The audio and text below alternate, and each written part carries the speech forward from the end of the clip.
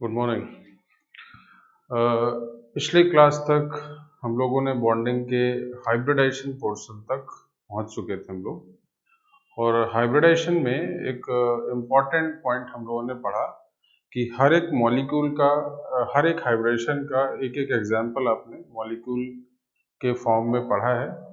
जैसा कि sp के लिए मैंने आपको बेरिलियम क्लोराइड का स्ट्रक्चर बताया, sp2 के लिए हम लोगों ने BCl3 जैसा मॉलिक्यूल एक देखा, उसके बाद CH4, उसके बाद PCl5 and SF6 and IF7, इस तरह के सभी एग्जाम्पल्स पढ़े। और sp से लेकर sp3d3 तक सभी हाइब्रिडेशन के एक टाइप पढ़ा। इन सब के बीच आपको वैलेंस बॉन्ड थ्योरी जो था उसी पे हम लोग चल रहे थे। और साथ ही साथ VSEPR थ्योरी भी आपने पढ़ी है, वैलेंशियल इलेक्ट्रॉन पेयर रिपल्शन थ्योरी, जिस थ्योरी का बोलना ये था कि जो हाइब्रिडेशन के बाद हाइब्रिड ऑर्बिटल्स आते हैं उनको आप 3 डायमेंशनल स्पेस में कैसे रीअरेंज करते हैं। तो वो सब आपने बातें पढ़ी और उसके बेसिस पे एक एक एग्जाम्पल भी आपने पढ़ा।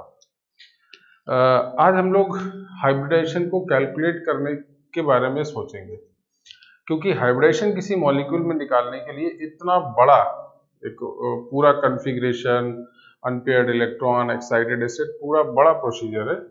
जबकि हमारे पास क्वेश्चन तो बहुत तेज करना होगा हमको, हाइब्रिडेशन निकालने के क्विक मेथड पता होनी चाहिए। तो हम लोग आज उसी पे बात करेंगे।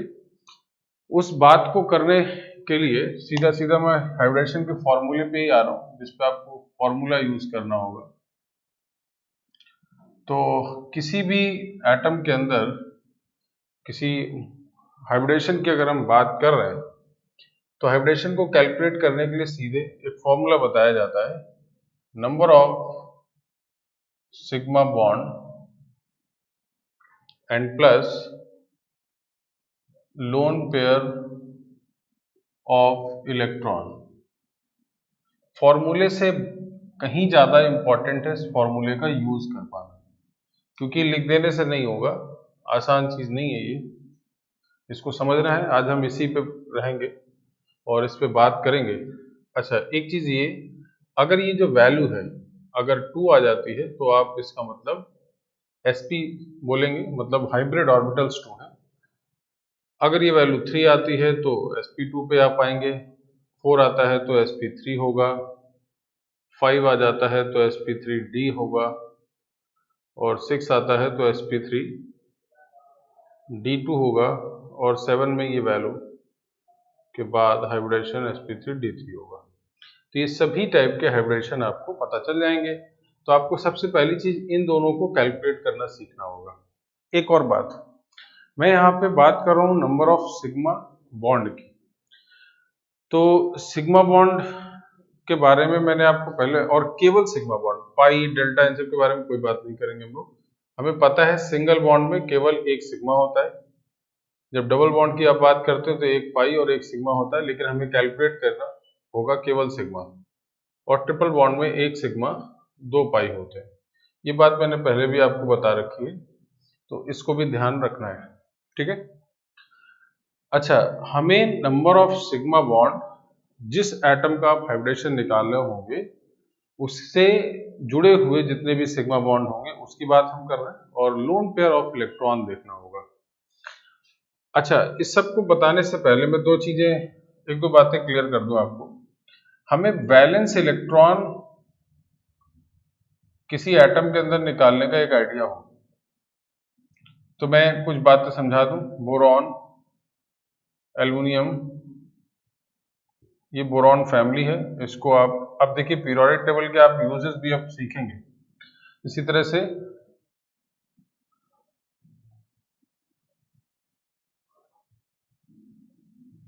ये कार्बन फैमिली है, nitrogen, phosphorus, arsenic, antimony, bismuth, ये नाइट्रोजन हो गया।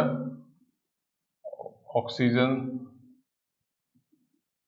ये आपके पास oxygen, fluorine, chlorine, bromine, iodine and astatine, और साथ साथ नियॉन, आर्गन, क्रिप्टन, जेनन, ये सब। तो ये आपको ग्रुप जो है वो याद भी रहे। और मैं यहाँ पे क्या बताना चाह रहा हूँ दरअसल इनके वैलेंस इलेक्ट्रॉन को आपको याद रखें तो ज़्यादा बेहतर है, हालांकि कन्फ्यूजन से आप समझ जाएंगे। तो बोरॉन में जो वैलेंस इलेक्ट्रॉन होंगे वो 3 होंगे। समझ में आई बात? कैसे? 1s2 2s2 2p1, तो 2s2 2p1 मतलब 3। तो अगर बोरॉन पे 3 वैलेंस है तो एज ए पूरे ग्रुप के अंदर इन सभी में वैलेंस इलेक्ट्रॉन कितने होंगे? 3। इसके लिए आपको कॉन्फ़िगरेशन करने की जरूरत नहीं है ना। जैसे बोरॉन का तो आपको एटॉमिक नंबर पता होता है जनरली, तो हम तुरंत उसका कन्फ्यूजन कर लेंगे और वैलेंस शेल के इलेक्ट्रॉन बता देते हैं कि 3 है। लेकिन अगर क्वेश्चन में कहीं ये दिख जाए आपको, तो ये दिख जाए तो आप देखते ही उसको डर जाएंगे, क्योंकि इतने बड़े का ना तो एटॉमिक नंबर आपको पता रहता है और फिर ना कन्फिगरेशन आप कर पाते हो। तो बेहतर है कि अगर आपको वैलेंस इलेक्ट्रॉन बोरॉन का पता है तो आप पूरे ग्रुप के अंदर जितने भी एलिमेंट होंगे सबका जो वैलेंस इलेक्ट्रॉन है एक जैसा होगा और लगभग वो प्रॉपर्टी भी एक जैसी होती है। 3 इसका, यहाँ पे वैलेंस 4, यहाँ पे वैलेंस 5, यहाँ पे वैलेंस 6, ये 7 और यहाँ पे सभी 8 इनर्ट होता है ना, तो वैलेंस 8। ये मैंने इसलिए बता दिया क्योंकि इसकी बहुत ज्यादा जरूरत आपको अभी पड़ेगी। तो ये प्रैक्टिस हो कि boron family, nitrogen, carbon, oxygen, halogen, inert सब में वैलेंस इलेक्ट्रॉन कितने होंगे ये हमें एक आइडिया होना चाहिए। ठीक है, मैंने ये क्यों बताया है, रीजन बताता हूँ आपको। क्योंकि दरअसल हमें किसी एटम पे जब आप हाइब्रिडेशन कैलकुलेट करेंगे तो उसके जो इलेक्ट्रॉन है वैलेंस इलेक्ट्रॉन, उस वैलेंस इलेक्ट्रॉन का हिसाब किताब करना होगा आपको। हिसाब किताब करने का मतलब कि उसके इलेक्ट्रॉन ने कितने सिग्मा बॉन्ड बनाए और कितने बच गए इलेक्ट्रॉन, और जो बचे हुए इलेक्ट्रॉन्स होते हैं दरअसल वही क्या बताएंगे हमें, वो हमें बताएंगे कि वो लोन पेयर कितना है। समझ गए? तो अभी मैं फिलहाल एग्जांपल दूंगा एक एक करके। तो पहले इन सब पॉइंट्स को पढ़ने से पहले, हाइब्रिडेशन निकालने से पहले इन सब को हम लोग बहुत अच्छे से समझ लें। क्या है formula? Number of sigma bond plus lone pair of electron. और अगर ये नंबर पूरा 2 आता है तो sp हाइब्रिडेशन, 3 आता है तो sp2, 4 आता है तो sp3, 5 sp3d, 6 में sp3d2, 7 में sp3d3, ये सभी हाइब्रिडेशन आ जाएंगे। सिंगल, डबल और ट्रिपल बॉन्ड में भी किस तरह से सिग्मा और पाई होते हैं ये आपको पता है। और ये रहे इनके वैलेंस इलेक्ट्रॉन। तो पहले आप इतना सब नोट कर लीजिए और अब मैं इसके एक एक एग्जांपल्स पे आऊंगा। ठीक है, तो ये मेरे ख्याल से आपका नोट रहता है तो मैं इसको रब कर देता हूँ। ये आपने पीरियोडिक टेबल में पढ़ा भी है।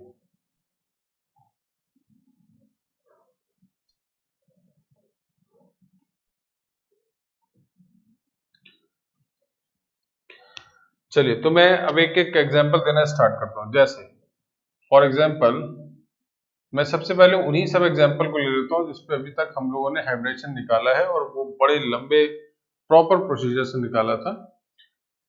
सपोज बेरिलियम क्लोराइड पे आपको हाइब्रिडेशन निकालना है। ठीक है, तो ऑब्वियसली सेंट्रल एटम बेरिलियम पे निकालें।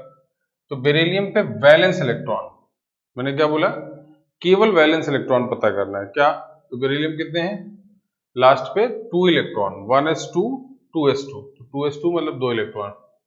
उन 2 इलेक्ट्रॉन में से क्लोरीन के साथ एक बॉन्ड खर्च हो गया होगा, शेयरिंग हो गई होगी ना एक एक इलेक्ट्रॉन। तो इसके पास नॉन बॉन्डेड जो लोन पेयर है वो कितने बचे? 0, क्योंकि इसके पास एक भी इलेक्ट्रॉन बचा नहीं होगा। और ये एक एक बॉन्ड बन गया है तो ये सिंगल बॉन्ड ही है ना, तो सिंगल का मतलब एक सिग्मा इधर दूसरा सिग्मा इधर। तो जो नंबर ऑफ सिग्मा बॉन्ड की बात कर रहे हैं वो कितने हैं? 2। तो अब हाइब्रिडेशन कैसे आएगा? उसके लिए हम लोग number of lone pair plus sigma bond total 2, और अगर ये 2 आता है तो आपके पास हाइब्रिडेशन जो होगा वो सिंपली क्या आ जाएगा? sp। समझ गए बात? तो बहुत सिंपल सा एक बेसिक तरीका है इसको समझने का। अगले एग्जांपल पे आते हैं, BCl3।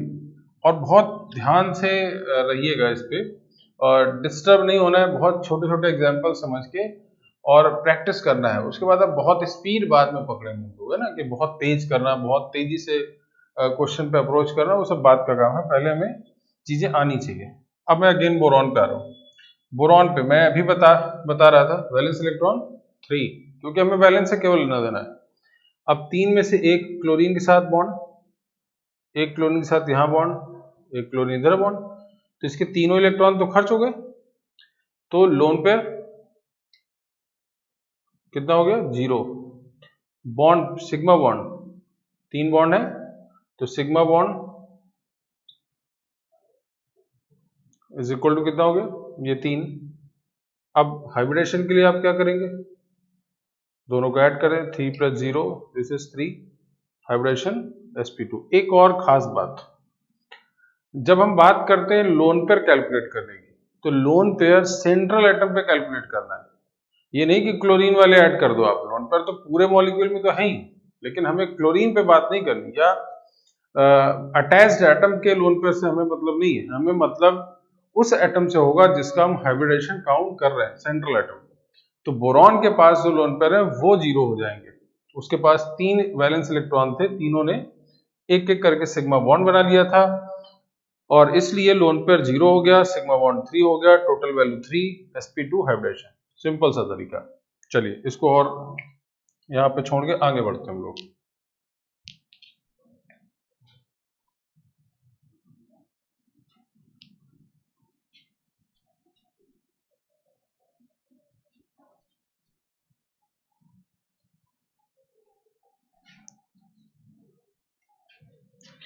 अगेन एग्जांपल, हम लोग CH4 का ले लेते हैं, उसी तरह सब कुछ कर रहे हैं। सेंट्रल एटम कार्बन है, वैलेंस इलेक्ट्रॉन 4, 4 में से एक H सिंगल बॉन्ड, यहाँ H सिंगल बॉन्ड, यहाँ H सिंगल बॉन्ड, ये H single bond. Number of sigma bond कितना हो गया? 4। नंबर ऑफ लोन पेयर 0, क्योंकि 4 ही इलेक्ट्रॉन थे तो वो सब तो बॉन्ड बना चुके, तो लोन पेयर कितना हो गया? 0। तो हाइब्रिडेशन की अगर हम बात करें तो 4 + 0 this is 4 and hybridization is sp3। तो ये sp3 आप आसानी से निकाल सकते हैं। ठीक, चलिए एक और एग्जांपल पे आते हैं। PCl5, फास्फोरस के पास वैलेंस इलेक्ट्रॉन 5, नाइट्रोजन फैमिली है, तो नाइट्रोजन के साथ हमने जब बात की तो नाइट्रोजन में 5 इलेक्ट्रॉन थे, तो सॉरी 5 वैलेंस है, तो वैसे ही फास्फोरस में भी वैलेंस होंगे 5, तो एक क्लोरीन, दूसरा क्लोरीन, सब सिंगल बॉन्ड बनाएगा ना, तो पांचों बॉन्ड बन गए। एक बात मैं क्लियर कर दूं, यहाँ जो ये हम जो दिखा रहे हैं ना, ये बॉन्ड नहीं बना रहे हैं, ये इसके स्ट्रक्चर नहीं बना रहे हैं, हम केवल यहाँ पे ये बात कर रहे हैं कि सेंट्रल एटम अपने बाकी सभी एटम से कितने कितने इलेक्ट्रॉन खर्च करके बॉन्ड बना रहा होगा। हम यहाँ ओरिजिनल स्ट्रक्चर पे नहीं जा रहे हैं, वो सब मैं आपको शुरुआत में बता चुका हूँ। तो अगर एक एक बॉन्ड बना होगा तो सिग्मा बॉन्ड इस तरह से, नंबर ऑफ सिग्मा बॉन्ड कितना हो गया? 5, और लोन पेयर 0, क्योंकि 5 वैलेंस थे वो सभी हो गए, तो हाइब्रिडेशन फिर 5 + 0 5 और sp3d। आप चेक भी करते जाइए, जो हम लोग कल पिछली क्लास पढ़ रहे थे वो सब चीजें वही हैं, और वैसे ही सब कुछ आ जाना है, बट ये थोड़ा सा शॉर्ट टेक्निक के थ्रू होगा, और इसी तरह से हम लोगों को अलग ही काम भी करना होगा। मैं बाकी बचे एग्जांपल्स पे भी बात कर रहा हूँ।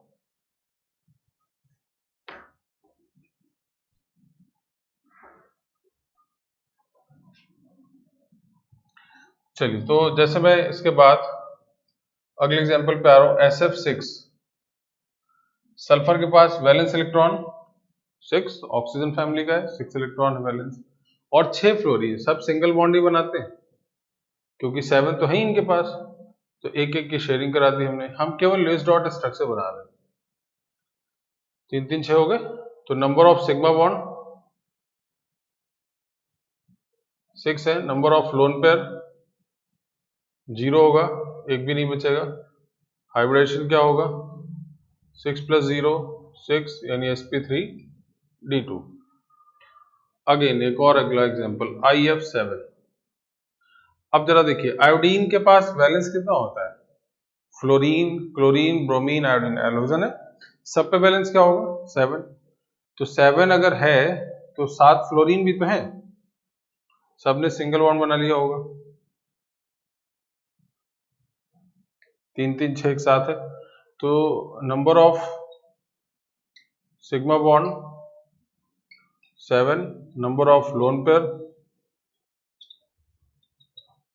कितना होगा? 0।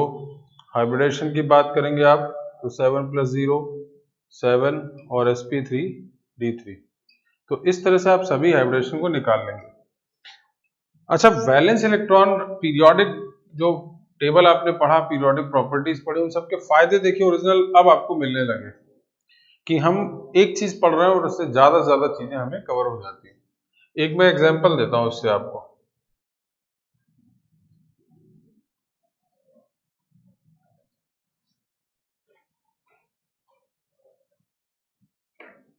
देखिए वो क्या है, एग्जांपल कैसे समझना है, मैं एक एग्जांपल देता हूं। जैसे मान लीजिए मैंने अभी CH4 के बारे में आपसे बात की, तो आपने अभी हाइब्रिडेशन कितना निकाला, sp3, लेकिन कार्बन ही फैमिली का SiH4 अगर लिखा होता या GeH4 लिखा होता और इनके हाइब्रिडेशन आपसे पूछे जाते तो आपको थोड़ा टाइम लगता है, लेकिन हमें अब कोई टाइम नहीं लगाना क्योंकि है तो ये सब वही ना, एक ही बात है, कुछ भी नया नहीं। यही साइकोलॉजिकल इफेक्ट आपको एग्जाम में मिल जाता है। CH4 क्योंकि आप आए दिन देखते हैं, बहुत वेल नोन कंपाउंड है, आप हर एक एग्जाम्पल उसी का लेते हैं, तो वो एक तरीके से दिमाग में सेट हो जाता है। लेकिन अचानक अगर आपसे GeH4 के बारे में पूछ दिया जाए हाइब्रिडेशन, तो आपके कॉन्सेप्ट सब एक किनारे हो जाते हैं, फिर आप अपना एक नया सा कॉन्सेप्ट ले आके क्वेश्चन सॉल्व करने लगते हैं या उस पर टाइम बर्बाद करते हैं। तो यही चीजें आपको इससे सीखनी है। तो भाई अगर हम CH4 के बारे में सब जानते हैं तो उसी ग्रुप के बाकी हाइड्राइड के साथ भी वही होगा, तो इन सब के भी हाइब्रिडेशन क्या होंगे, sp3। समझ में आई बात, ये एक फायदा है। इसी तरह से मैं अगर आपसे बोल रहा हूँ PCl5, तो इसी तरह से नाइट्रोजन, फास्फोरस, आर्सेनिक, AsCl5 या इसके और नीचे है ना एंटीमनी, तो इन सब में भी हाइब्रिडेशन क्या होगा, इन तीनों के केस में भी sp3d आएगा। इस तरह से आप निकाल सकते हैं। तो ये जो फिनोमिना है, इस तरह के जो कॉन्सेप्ट हैं, इनको आपको बहुत अच्छे से समझना होगा, ठीक है। तो अगर ये चीजें एक साथ आ जाए तो हमें बहुत फायदा होता है। अब एक चीज और जरा मैं यहाँ पे समझा दूं, एक दो एग्जाम्पल और लेते हैं हम लोग, ये मेरे ख्याल से सबको समझ में आ गया होगा। अब मैं इससे आगे बढ़ता हूँ।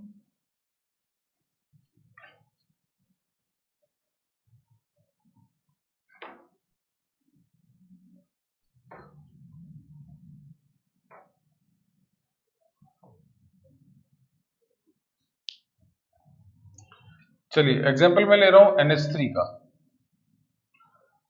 सेंट्रल एटम, वैलेंस इलेक्ट्रॉन कितने होंगे, 5। अब यहाँ 3 हाइड्रोजन एटम है, तीनों ने सिंगल बॉन्ड बनाना है, एक एक बॉन्ड बन गया। इस केस में एक लोन पेयर ये देखो यहाँ पे रह गया। अब ये पहला केस मैंने ऐसा एग्जांपल लिया जहां लोन पेयर आ रहा है, तो ये 3 सिग्मा बॉन्ड बने होंगे, तो number of sigma bond is equal to 3 and number of lone pair, अगर आप लोन पेयर की बात करें तो यहाँ पे 1 होगा। तो यहाँ पे जब आप हाइब्रिडेशन निकालने जा रहे हैं तो 3 + 1 टोटल 4 एंड sp3 हाइब्रिडेशन आ गया। क्लियर बात।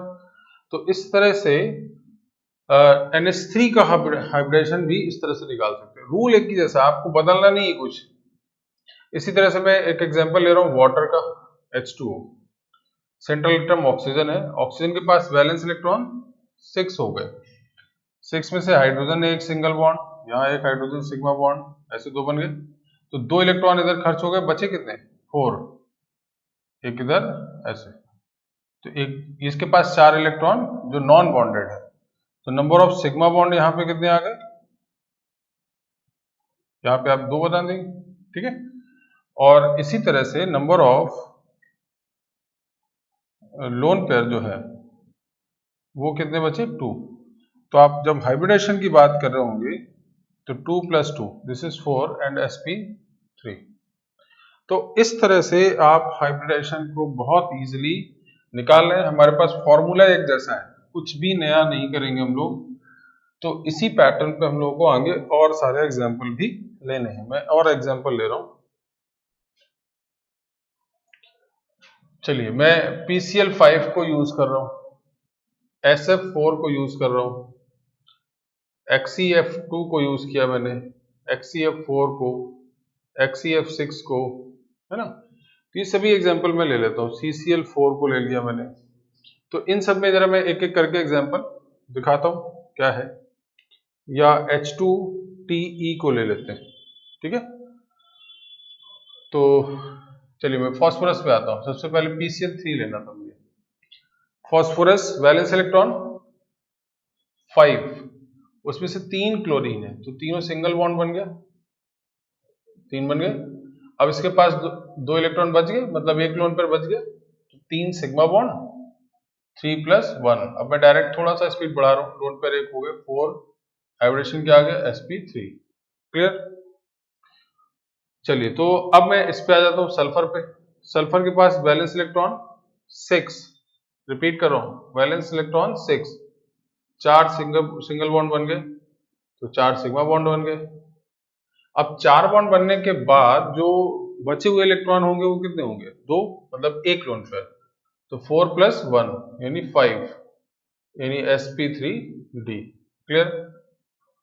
अगेन मैं जरा इस पे आ रहा हूं, HCl2। इस जेनॉन को आप जरा समझिए, इनर्ट गैस है, तो इसके वैलेंस इलेक्ट्रॉन कितने हैं, 8, ऑक्टेट पूरा है, तो हमें वैलेंस से ही मतलब है।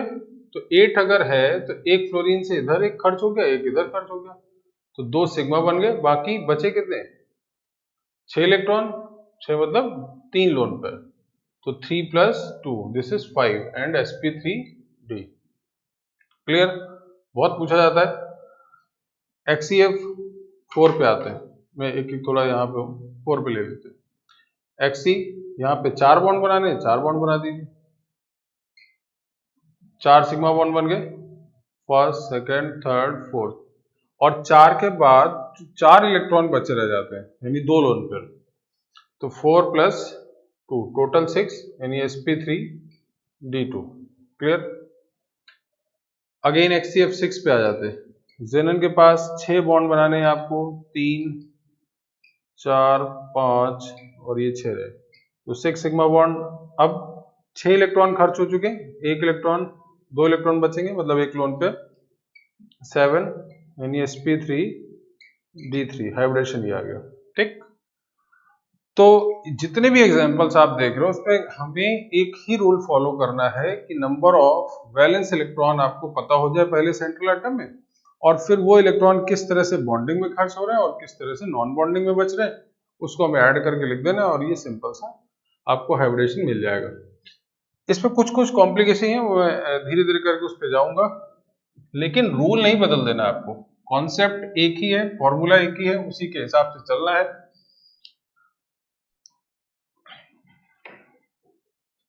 चलिए तो मैं इसके और एग्जांपल्स जो यहाँ पे लिख रहे हैं वो क्या है, जैसे मैंने CCl4 के बारे में बात करी, तो कार्बन वैलेंस इलेक्ट्रॉन 4, 4 क्लोरीन, जैसे H जुड़ा था वैसे क्लोरीन जोड़ दो, उससे कोई फर्क नहीं पड़ रहा, सिंगल बॉन्ड ऐसे बन गए 4, 4 + लोन पेयर 0, 4 sp3।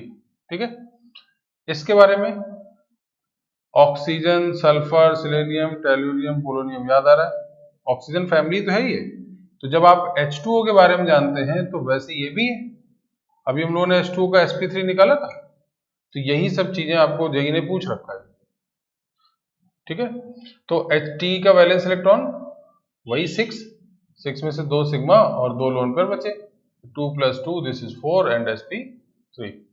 तो आप इस तरह से बहुत इजीली, बहुत कंफर्ट लेवल पे हाइब्रिडेशन को निकाल सकते हैं।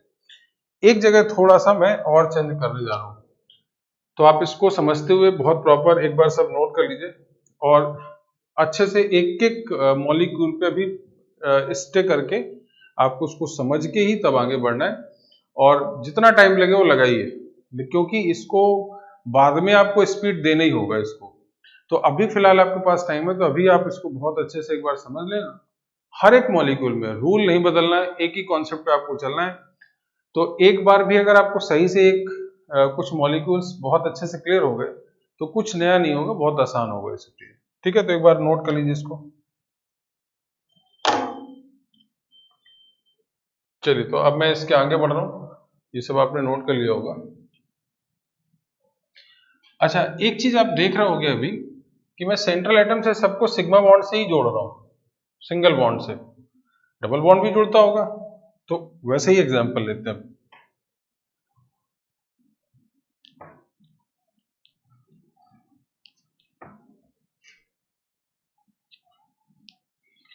मैं इसको बताने से पहले एक चीज फिर क्लियर कर दूं, हम अभी स्ट्रक्चर नहीं बना रहे हैं, हम केवल अरेंजमेंट्स ऑफ वैलेंस इलेक्ट्रॉन को देख रहे हैं कि कैसे वैलेंस है। जैसे अब मैंने CO2 की बात की जैसे, ठीक है, तो हम कार्बन के वैलेंस इलेक्ट्रॉन 4 होंगे, ये क्लियर है, 4 वैलेंस इलेक्ट्रॉन होते हैं ना। अब चूंकि इससे जुड़ा हुआ ऑक्सीजन है और ऑक्सीजन के पास वैलेंस कितना होता है, 6, तो ऑक्सीजन जब भी अटैच्ड होगा तो डबल बॉन्ड के साथ अटैच होगा, ये पता है, सीधा सीधा आपको ऐसे सोचना है। तो इसके 2 इलेक्ट्रॉन इधर खर्च हो गए होंगे और 2 इलेक्ट्रॉन इधर खर्च हो गए होंगे। मैं केवल अभी खर्च बता रहा हूं यहाँ पे, हमें ये कतई स्ट्रक्चर की बात नहीं कर रहे हम, वो अलग बात है, आपको स्ट्रक्चर पता है। तो अगर 2 इलेक्ट्रॉन खर्च हो गए तो इसके पास लोन पेयर कितना बचा, 0। और बात आती है सिग्मा बॉन्ड की, तो सिग्मा बॉन्ड कितने बने, डबल बॉन्ड में से तो एक ही सिग्मा होगा ना, इसमें दोनों डबल बॉन्ड में एक ही सिग्मा होगा, तो 2 सिग्मा बॉन्ड, तो 2 + 0 this is 2 and hybridization is sp। Clear बात, मेरी बात समझ लीजिएगा, ठीक है। ऐसे ही हम लोग एक और एग्जांपल पे आते हैं, जैसे मैंने SO2 लिख दिया। अब अगेन सल्फर के पास वैलेंस इलेक्ट्रॉन 6 है, उन 6 में से 6 इलेक्ट्रॉन थे, यहां डबल बॉन्ड बना होगा, मैं बॉन्ड मतलब शेयरिंग केवल दिखा रहा हूं, डबल बॉन्ड, ठीक है ना। तो यहाँ पे 2 इलेक्ट्रॉन बच गए, एक सिग्मा यहाँ एक सिग्मा इधर, तो 2 सिग्मा प्लस एक lone pair, total 3 hybridization sp2।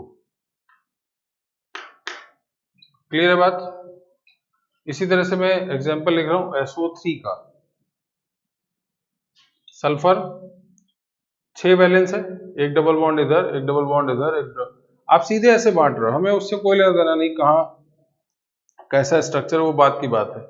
Valence lone pair यहाँ पे कितने हो गए, 0, और सिग्मा बॉन्ड 3 आ गए, पाई से लेना देना नहीं होता, सिग्मा बॉन्ड यहाँ पे 3, टोटल हाइब्रिडेशन की अगर बात करें आप तो 3 + 0 this is 3 and hybridization is sp2। तो मेरे ख्याल से सब वैसे ही एग्जांपल्स आप यहाँ पे भी कोट कर रहे हैं। मैं और एग्जांपल ले रहा हूँ, XeO3, इसको देखते हैं, कैसे देखेंगे जरा भाई। जेनन पे लास्ट इलेक्ट्रॉन 8 होता ना, एक डबल बॉन्ड यहाँ खर्च हो गया, एक डबल बॉन्ड यहाँ ऑक्सीजन, एक डबल बॉन्ड यहाँ। हमें अभी इससे बात मतलब नहीं रखना है कि इसका स्ट्रक्चर कैसे बन रहा है, मैं शेयरिंग केवल दिखा रहा हूँ। तो 3 जगह सिग्मा बॉन्ड आ गए, प्लस लोन पेयर कितना बचा होगा, एक, वैलेंस 8 होते हैं इसके पास, 6 खर्च हो गए, तो एक यानी 4, यानी हाइब्रिडेशन स्टेट sp3। क्लियर बात। अगेन एक और एग्जांपल पे बात कर रहे हैं, XeO2F2 ले लिया मैंने, क्या बात कर दी, XeO2F2, 2 ऑक्सीजन और 2 फ्लोरीन। चलिए लास्ट में इनर्ट गैस 8 है, 2 डबल बॉन्ड इधर कर दिया, 2 डबल बॉन्ड इधर, एक फ्लोरीन एक सिंगल बॉन्ड से जुड़ेगा, एक फ्लोरीन सिंगल बॉन्ड से, सिग्मा कितने हो गए, 4। अब जरा देखिए, 2 2 4 2 6 इलेक्ट्रॉन तो खर्च हो गए इसके, अब इसके पास बचा कितना, एक, 4 सिग्मा बॉन्ड एक lone pair, total 5 and sp3d। आई बात समझे। तो इस तरह से आप आसानी से लिख सकते हैं, ठीक। और एग्जांपल में देता हूं, कुछ मैं यहां पे मेंशन करता हूं। अब जैसे मैं XeOF4 के बारे में बात कर रहा हूं, तो कैसे देखेंगे इसमें, फिर वही जेनन, डबल बॉन्ड एक ऑक्सीजन हो गया, 4 फ्लोरीन है तो चारों बॉन्ड बना दीजिए, ऐसे बन गया, एक सिग्मा यहाँ, 2 3 4 5, बन गया 5 सिग्मा। लोन पेयर कितना होगा, 2 इधर खर्च हो गए और 4 इधर, तो 6 हो गए, ये एक लोन पेयर बच गया, तो 5 + 1 6, यानी sp3d2। ठीक है, तो इस तरह से आप बहुत सारे मॉलिक्यूल्स के स्ट्रक्चर को इस तरह से आसानी से समझ सकते हैं। ठीक है, मैं एक काम करता हूँ, कुछ क्वेश्चंस आपको यहाँ पे देता हूँ और आप 5-10 मिनट में जल्दी से उसको निकाल के रखेंगे, फिर मैं एक एक करके उसको डिस्कस करूँगा।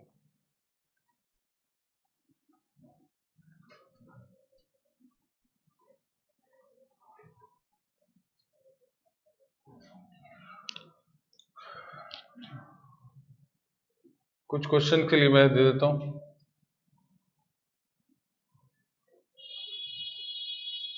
POCl3 SOCl2 and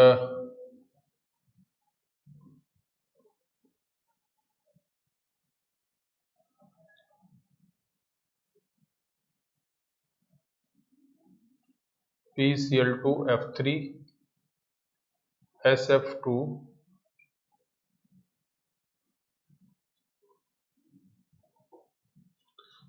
और हमारे पास ऐसे और भी एग्जांपल्स हैं, तो एक एक करके इस पे हम लोग बात कर लें। चलिए, तो पहले आप इसी चारों पे निकाल लीजिए, पहले एक एक काम करिए, इसको चारों सॉल्व करिए।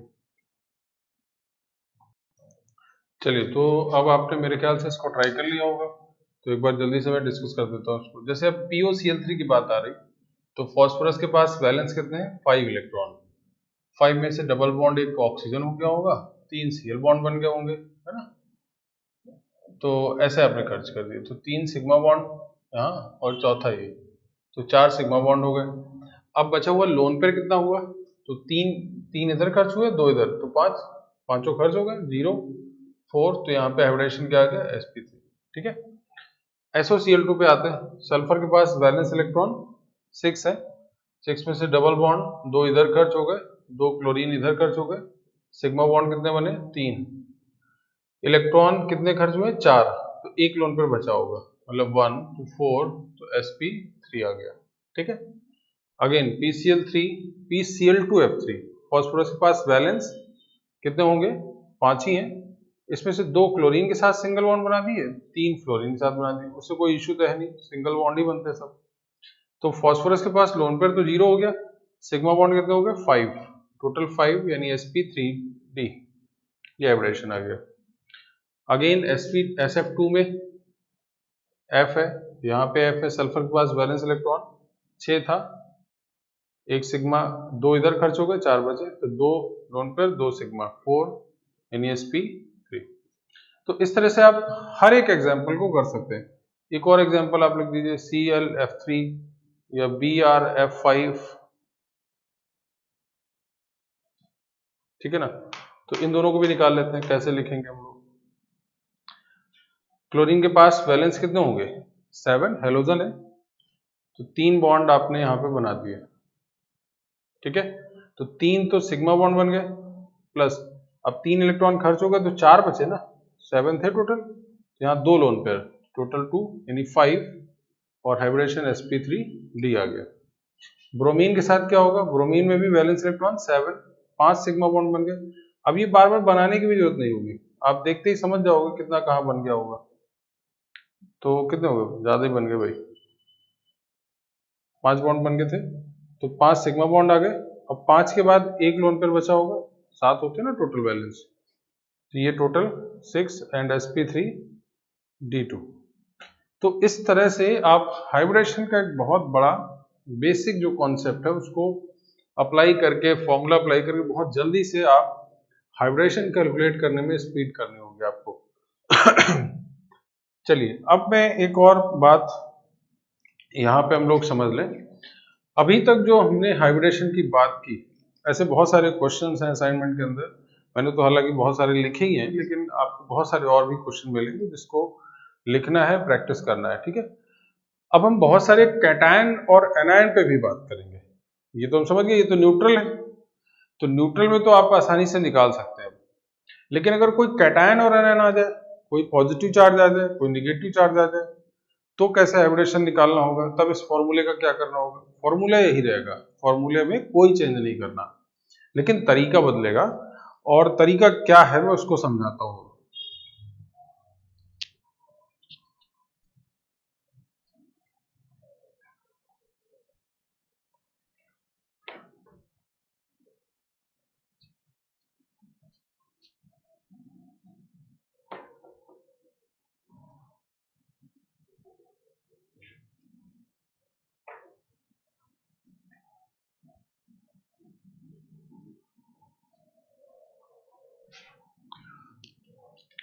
तो हाइब्रिडेशन इन आयनिक स्पीसीज, इसमें कैटायन एंड एनायन दोनों होंगे। तो एक चीज बस समझनी है आपको, केवल एक चेंज करना है, फॉर्मूला वही है, number of sigma bond, lone pair. लेकिन अगर कोई कैटायनिक स्पीसीज होती है, मतलब जिसमें प्लस चार्ज होता है, तो प्लस चार्ज का मतलब क्या होता है कि उससे इलेक्ट्रॉन कुछ निकल गए हैं, तभी प्लस चार्ज आया होता है। तो जितना प्लस चार्ज होगा, आप क्या करेंगे, वैलेंस इलेक्ट्रॉन उतने ही कम कर देंगे। मेरी बात फिर समझिएगा, ये जो प्लस या माइनस हो रहा है, यानी इलेक्ट्रॉन निकल रहा है, तो वो कहां से आप बस निकाल देंगे, सेंट्रल एटम में जो वैलेंस इलेक्ट्रॉन होते हैं उतने आप कम कर देंगे बस, बाकी सब एज इट रहेगा, कुछ भी चेंज मत करिएगा।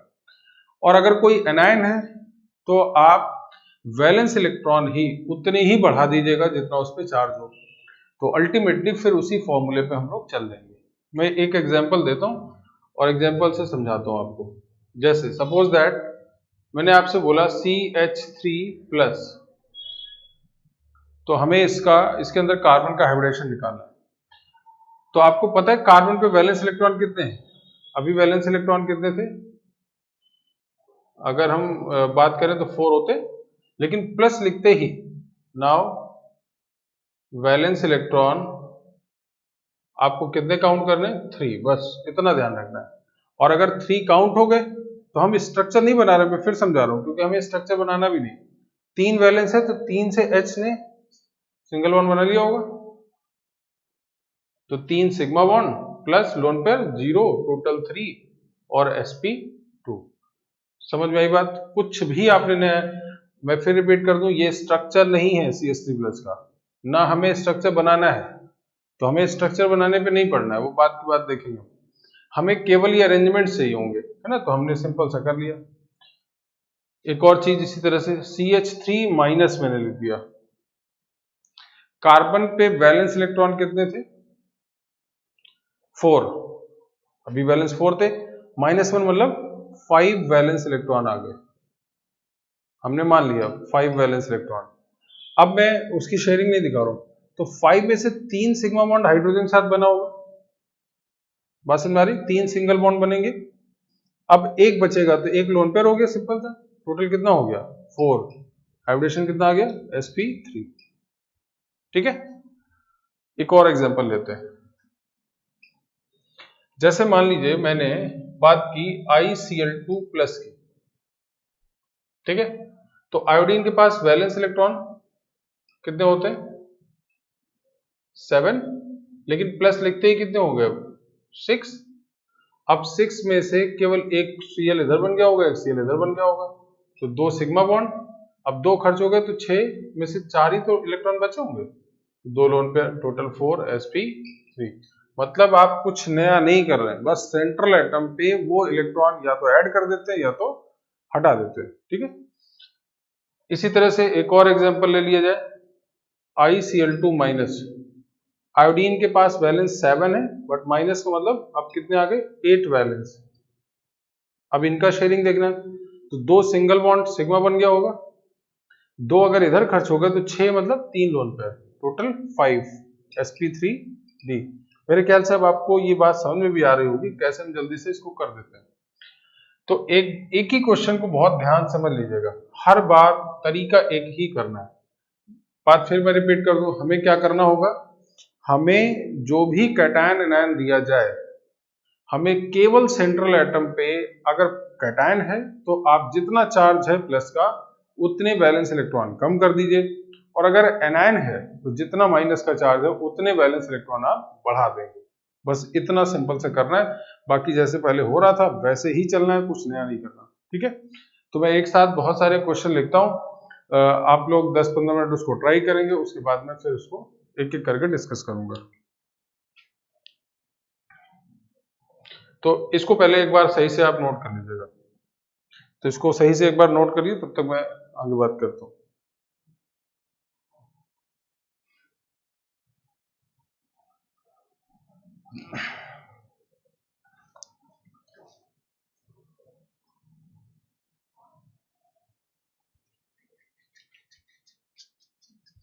चलिए, तो इसको नोट कर लिया होगा आपने। अब हम लोग इसको बहुत सारे एग्जांपल्स लिख देते हैं एक साथ, और आप बहुत स्टेप वाइज, बहुत इत्मीनान के साथ आप इसको सॉल्व करिएगा, जल्दी नहीं करना है अभी।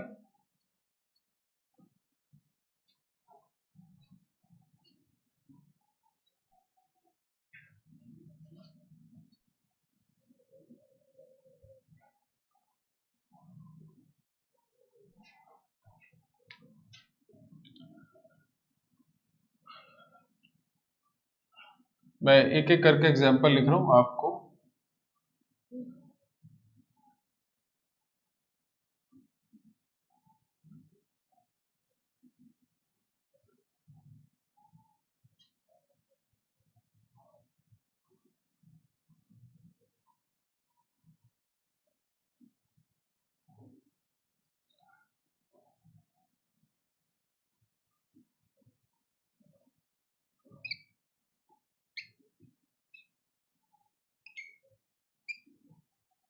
ठीक है, तो इस तरह से सब पे हाइब्रिडेशन आपको निकालना है, और सॉरी मतलब हाइब्रिडेशन के लिए फॉर्मूला जो है वही वैलिड करना है। ठीक है,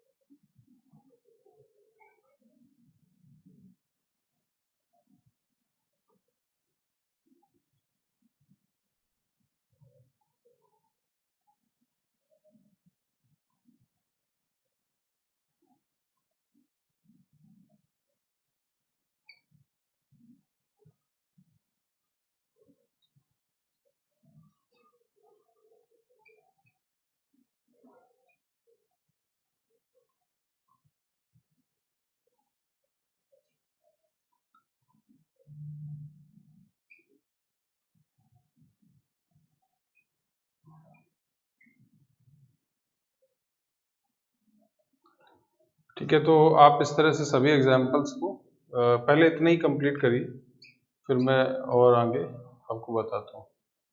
ठीक है, तो पहले आप इतने एनायन कैटायन के हाइब्रिडेशन बहुत स्टेप वाइज जो रूल्स बताए गए हैं, जो वैलेंस इलेक्ट्रॉन है उसको सही से समझ के तब करिएगा। ठीक है, तो इसको पहले ट्राई कर लीजिए, फिर मैं बात करता हूँ आपसे।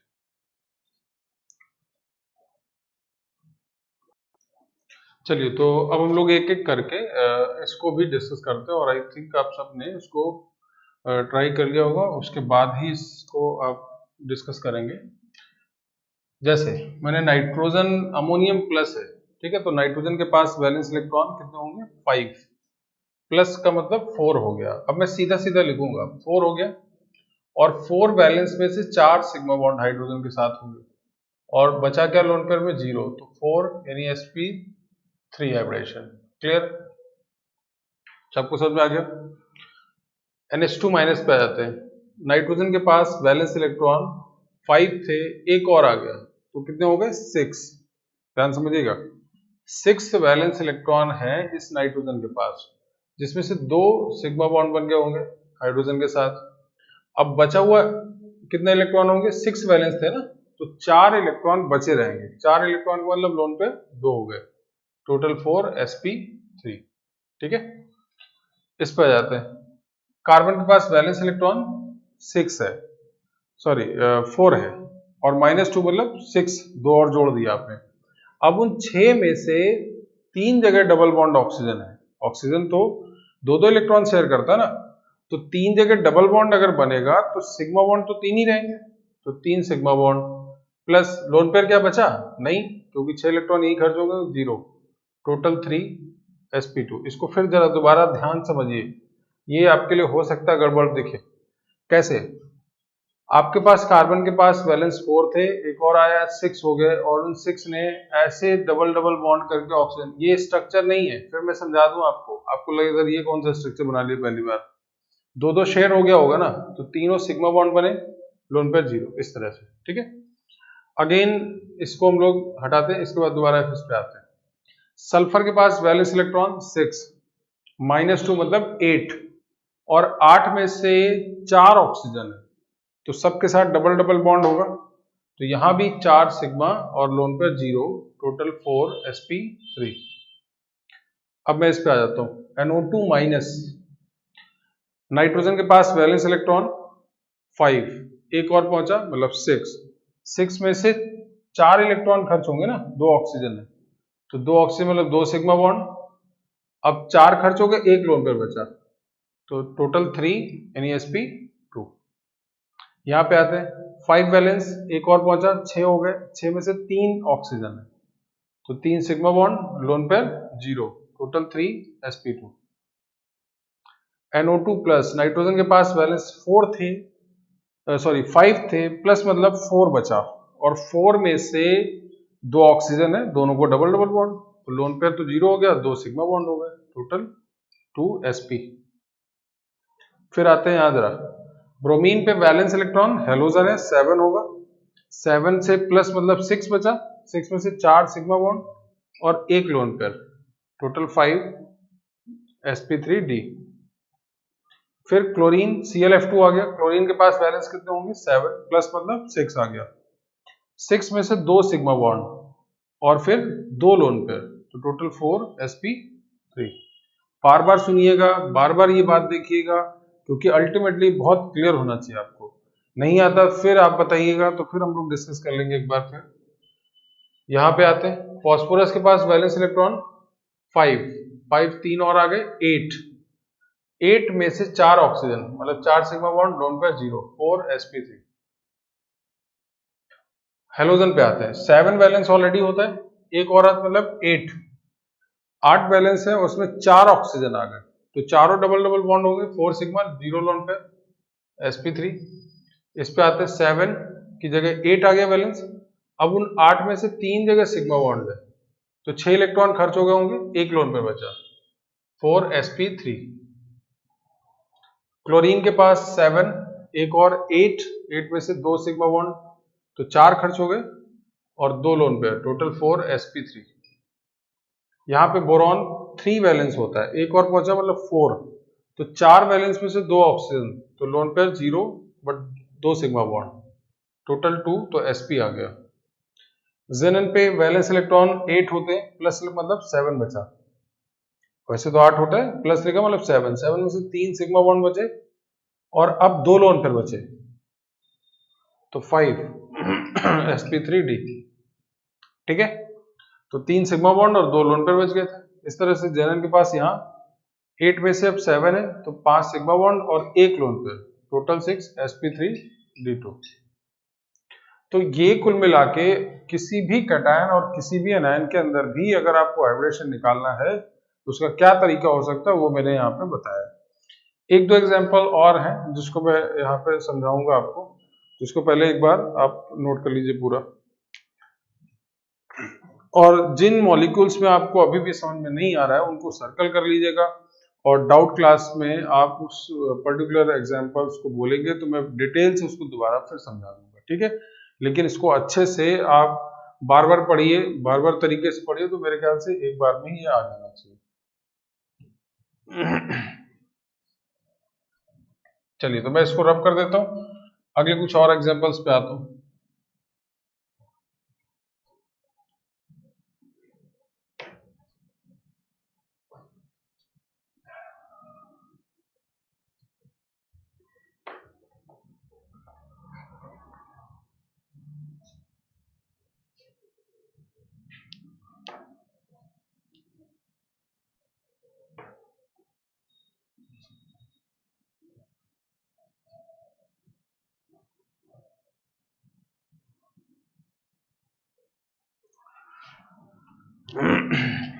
चलिए तो जैसे मैं कुछ एग्जांपल्स आपसे बोल रहा हूँ जिसमें हमें एक तो हाइब्रिडेशन निकालना है I3 प्लस में, ठीक है, और दूसरा निकालना है N3 माइनस में, और एक है SCN माइनस, और यहाँ पे ध्यान रखें कार्बन पे निकालना है, इस central atom, carbon central atom है इसके, और इसी तरह से ZnCl2 पे और HgCl2 पे एंड SnCl4 पे, SnCl2 पे। तो इतने मॉलिक्यूल्स पे हाइब्रिडेशन हम लोग और निकालते हैं। देखिए एग्जांपल्स बहुत सारे हैं, रूल एक ही होगा, उस पर लगातार एक ही जैसी बात करेंगे, कोई चेंजेस हम लोग नहीं करेंगे, ठीक है। चलिए, तो मैं इसके एक एक एग्जाम्पल पे बात कर लेता हूँ। आप लोग पहले ट्राई करें और ट्राई करते समय वीडियो को पॉज करेंगे, आप ट्राई करिए, पूरे एफर्ट करिए और उसके बाद ही मेरे इस एक्सप्लेनेशन को फिर देखेंगे, ठीक है। चलिए, तो मैं आयोडीन पे आ जाता हूँ। अब यहाँ पे क्या है, तीनों आयोडीन है, तो किसी एक आयोडीन को आप सेंट्रल मान लेंगे और बाकी बचे हुए 2 आयोडीन को आप बॉन्ड बना देंगे। तो किसी एक सेंट्रल आयोडीन में वैलेंस इलेक्ट्रॉन 7 था, लेकिन प्लस का मतलब 6 हो गया। तो 6 में जैसे मैं यहाँ पे 6 लिख देता हूँ, इधर एक आयोडीन बॉन्ड बन गया होगा, एक इधर आयोडीन, इसके पास 6 थे, 2 खर्च हो गए। अब बचे कितने, 2 लोन पेयर और 2 सिग्मा बॉन्ड, टोटल 4, तो sp3। बहुत इंपॉर्टेंट है, इसमें बहुत क्वेश्चन पूछे जाते हैं, तो मेरे ख्याल से आप आसानी से बता भी सकते हैं। तो कैसे हम लोग कर रहे हैं, फिर रिपीट कर रहा हूँ। I3 प्लस है, ठीक है, तो आयोडीन के पास वैलेंस कितने थे, 7 थे, प्लस का मतलब 6 बचे, और अगर प्लस में 6 बच गए तो 6 में हम लोग क्या कर रहे हैं, 6 में से 2 बॉन्ड इधर बन गए और यहाँ पे 2 लोन पेयर बन गए, तो sp3 आ गया। लेकिन सिमिलर केस अगर I3 माइनस का होता तो क्या होता, जरा उस पर बात करते हैं। आयोडीन के पास बैलेंस कितने थे, 7, एक और पहुंच गया मतलब 8 आ गया, तो 2 बॉन्ड तो ऐसे बना दिए आपने, तो 2 सिग्मा तो बन गए, और 8 आ गया मतलब 3 लोन पेयर यहाँ दिख गया आपको, तो 2 sigma plus 3 loan pair, total 5, और यहाँ पे कितना हाइब्रिडेशन होता है, sp3t। तो ये और ये दोनों ही बहुत इंपॉर्टेंट सेगमेंट है, दोनों पे क्वेश्चन बहुत पूछा जाता है कि I3 प्लस अगर हो जाए तो क्या करेंगे, और अगर I3 माइनस है तो क्या कर देंगे, ठीक है। कुछ भी करें, हमारा रूल एक ही जैसा रहेगा, कोई चेंज नहीं होना। अब जरा मैं इस पे आ जाता हूँ, N3 माइनस है, मतलब 3 नाइट्रोजन है, बिल्कुल सिमिलर केस है आयोडीन की तरह। तो किसी एक को सेंट्रल मान लेते हैं, बाकी 2 नाइट्रोजन ऐसे मान लेते। मैं स्ट्रक्चर नहीं बना रहा हूँ, फिर रिपीट कर रहा हूँ। नाइट्रोजन पे बैलेंस इलेक्ट्रॉन कितना होता है, 5, एक और पहुंचने का मतलब 6 हो गए। 6 में से 3 डबल बॉन्ड, ट्रिपल बॉन्ड, इधर ट्रिपल बॉन्ड, ऐसा बन सकता है। मैं स्ट्रक्चर नहीं बना रहा, ये मैं कई बार रिपीट करता हूँ, हमें केवल अरेंजमेंट देखना है। तो अगर यहाँ पे 6 वैलेंस थे तो 3 बॉन्ड बना के खत्म, तो यहाँ 6, एक ही सिग्मा होगा ना, 2 सिग्मा और लोन पेयर 0, टोटल 2, तो यहाँ हाइब्रिडेशन कितना आ गया, sp। क्लियर बात, फिर रिपीट कर दो। तीनों नाइट्रोजन आप किसी एक को सेंट्रल मान लें, और N3 नाइट्रोजन पे बैलेंस कितना होता है, 5, और माइनस का मतलब 6 हो गया। तो अगर इसके पास 6 इलेक्ट्रॉन है तो यहाँ 3 बॉन्ड बना सकता है, इधर भी 3 बॉन्ड बना सकता है, इसके पूरे इलेक्ट्रॉन खर्च हो गए। इन तीनों बॉन्ड से क्या बना, सिग्मा एक ही एक बनेगा, तो 2 सिग्मा 0 लोन पर sp आ गया। इस पे आ जाता है जरा, चूंकि हमें कार्बन पे निकालना है तो सेंट्रल एटम कार्बन ही है, इसलिए मैंने अपने से बता दिया आपको। अब वैलेंस इलेक्ट्रॉन कार्बन पे कितने होते हैं, 4, माइनस मतलब 5, तो 5 अगर आ गया तो 3 तो डबल बॉन्ड नाइट्रोजन बन देगा, और सल्फर भी कितना बॉन्ड बनाता है, डबल, ऑक्सीजन की तरह शेयरिंग कर सकता है ना। तो 1 सिग्मा यहाँ, 1 सिग्मा इधर, लोन पे रहेगा क्या, 0, 2 सिग्मा 2 sp। बात समझ आ गई, मैं स्ट्रक्चर नहीं बना रहा, ये बात फिर मैं समझा रहा हूँ बार बार, और उसको आप भी बेहतर समझें। ZnCl2 वैलेंस इलेक्ट्रॉन इसमें कितने होते हैं, 2, ये आपको याद कैसे होगा, जिनके अंदर 30 इलेक्ट्रॉन है, कन्फिगरेशन करिए तो 4s2 लास्ट में आ जाता है, ठीक है, 4s2 3d10 ऐसा रहता है ना, तो ये 4th लास्ट वाला सेल हुआ तो 2 इलेक्ट्रॉन। तो अगर 2 इलेक्ट्रॉन है और 2 Cl है तो एक सिंगल, ऐसे आप ऐसे, हालांकि आयनिक भी बोलेंगे आप, बट मैं यहाँ कोवलेंट की बात कर रहा हूँ, तो sp हो गया।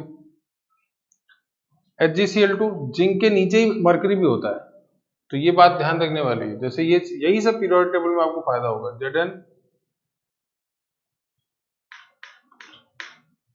कैडमियम मरकरी ये एक साथ है, तो वैलेंस अगर ये भी तो यहाँ भी sp एवरेशन स्टेट हो जाएगा। ये क्या है, कार्बन फैमिली, जैसे CCl4 में था ना, तो वैलेंस कितना है, 4, चारों क्लोरीन, तो यहाँ भी sp3, 4 सिग्मा बॉन्ड बनेगा। यहाँ पे 2 सिग्मा बॉन्ड और 1 लोन पेयर, टोटल 3 sp2, ठीक। तो ये कुछ इंपॉर्टेंट, ये सब तो बहुत इंपॉर्टेंट पूछे जा चुके हैं क्वेश्चन ये सब। तो ये सब आपको तैयार रखना है, हमें इस तरह की तैयारी रखनी है हर तरीके का आंसर। अच्छा, मैंने कहीं रूल नहीं बदला है, मैं फिर समझा दूं, तो आपको कहीं डिस्टर्ब नहीं होना है। आपको ये एक कॉन्फिडेंस अपने अंदर रखना है कि हमें जो हमने पढ़ा है, जो फॉर्मूले पढ़े हैं, उसी थीम पे ही आपका आंसर आना है। आप घबराएंगे नहीं, बस थोड़ा टाइम लग सकता है, थोड़ा समझने में आपको थोड़ा टाइम लगेगा, लेकिन ऐसा नहीं कि आप उसको परेशान होकर एक नया रूल बना लें। तो उस तक वेट करना है जब तक आपको क्वेश्चन सही समझ में ना आए। तो चलिए इसको रफ करते हैं, कुछ और एक दो मॉलिक्यूल्स में डिस्कस करूंगा, तो ये भी आप अच्छे से नोट कर लीजिएगा।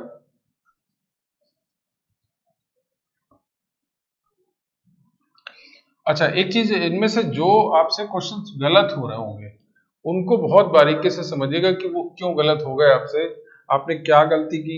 एक तो होता है कि सिली मिस्टेक हो जाता है, अगर ऐसा होता है तो कोई प्रॉब्लम नहीं है, लेकिन अगर कोई कॉन्सेप्ट में मेजर फॉल्ट हो रहा है तो आप जरूर उसको सही कर लीजिए तुरंत।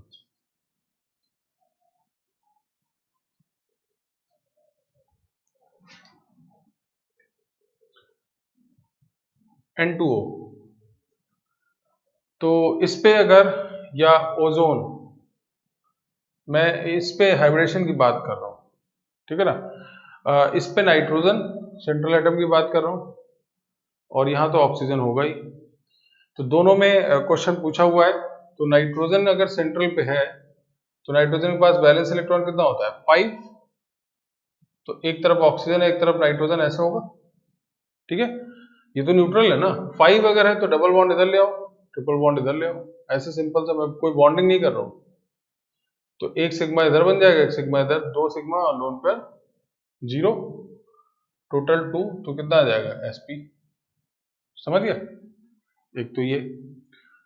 दूसरा, ओजोन में एक ऑक्सीजन इधर, दूसरा ऑक्सीजन इधर, ऐसे बना सकते हैं। वैलेंस इलेक्ट्रॉन 6, 2 इधर खर्च, 2 इधर खर्च, एक lone pair, 2 sigma, total 3 sp2। तो ये आप ऐसे बहुत सारे एग्जाम्पल सीधे पढ़ सकते हैं, समझ सकते हैं। तो ये आज जो हम लोगों ने बात की वो हाइब्रिडेशन के कोर पे बात की है। आप हाइब्रिडेशन के बहुत सारे क्वेश्चंस को ट्राई करिए, और उसके लिए आपको कोई वेट नहीं करना। जहां भी मॉलिक्यूल दिखता है, आपको लगता है इसका हाइब्रिडेशन हम लोग निकाल सकते हैं, तो आप ट्राई करेंगे, है ना, ट्राई करना है। और पहले तो आपको जो क्वेश्चन मैंने कराए हैं वीडियो में, आप पहले उन्हीं सबको ट्राई करेंगे, क्योंकि वो बहुत सारे हैं। उनकी प्रैक्टिस करिए, एक बार अपने से लिख लीजिए, और बिना देखे हुए आप पूरे हाइब्रिडेशन दोबारा से एक बार कर लीजिए, फिर उसको मैच कराइए, कितने सही हो गए, कितने गलत हो गए, क्या गलती है उसको फिर पॉइंट आउट करिए, और ओवरऑल आप हाइब्रिडेशन को हर तरीके से समझ लीजिए। तो आज फिलहाल, आज के लिए हम लोग हाइब्रिडेशन तक आपको छोड़ देता हूं मैं, और हाइब्रिडेशन पे नेक्स्ट क्लास जब हम लोग आए तो आप हाइब्रिडेशन बहुत अच्छे से समझते हुए आए, हाइब्रिडेशन को बहुत परफेक्ट कर लीजिएगा। उसका रीजन बता दूं मैं, क्योंकि आज के बाद से बॉन्डिंग का जितना पोर्शन होगा वो बिना हाइब्रिडेशन के होगा नहीं। और आप ऐसे भी समझ सकते हैं कि केमिस्ट्री की कोई भी बात बिना हाइब्रिडेशन के नहीं होगी। तो आप इसका इंपॉर्टेंस समझ गए होंगे कि मैंने ऐसा क्यों बोला है। तो आप हाइब्रिडेशन को बहुत परफेक्ट तैयार रखें, और ये एक ऐसा टॉपिक है जिसको तैयार नहीं करना हो, आप हमेशा तैयार रहें। पूरी केमिस्ट्री में कुछ ऐसे टॉपिक्स होते हैं जिनको कभी तैयार नहीं करना, परमानेंट तैयार रहें। जब भी आपसे बोला जाए कि भाई इसके बारे में आप कुछ बताइए, तो आपको हमेशा नजर आए, हमेशा प्रिपेयर्ड रहे। तो ये उन्हीं में से कुछ ऐसे टॉपिक हैं। तो आप हाइब्रिडेशन को बहुत अच्छे से करिए, और फिर हम लोग नेक्स्ट क्लास हाइब्रिडेशन के बाद अगले इसी पोर्शन से हम लोग ज्योमेट्री ऑफ मॉलिक्यूल पे बात करना स्टार्ट करेंगे। साथ ही साथ कुछ एग्जांपल्स मैं और लूंगा, ऑर्गेनिक कुछ मॉलिक्यूल्स हैं, वहां हाइब्रिडेशन कैसे निकाला जाएगा। हालांकि निकाला सब एक ही मेथड से जाएगा, बट कुछ एग्जांपल्स कर लेंगे तो प्रैक्टिस हो जाएगा। तो आज फिलहाल आज इतना, और बाकी नेक्स्ट क्लास मिलते हैं हाइब्रिडेशन के बाद अगले टॉपिक को लेकर, ठीक है। तब तक के लिए